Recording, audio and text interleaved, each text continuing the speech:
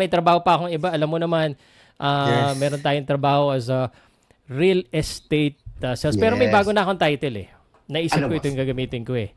Ano, Kasi boss? sports commentator ako, property commentator, magbibigay ng real talk, real advice at real situation sa property. I'm not a sales guy because I'm not gonna sell you anything that, doesn't fit, that, para lang makakomission ako.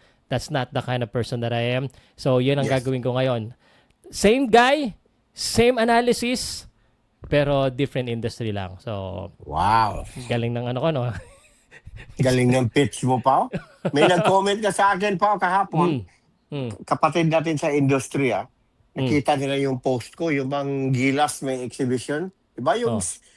art card na ginawa mo? Oh. Tapos nagtanong, ba't may real estate company yan? Sabi ko, ano kailangan magtanong? Realtor yung best friend ko.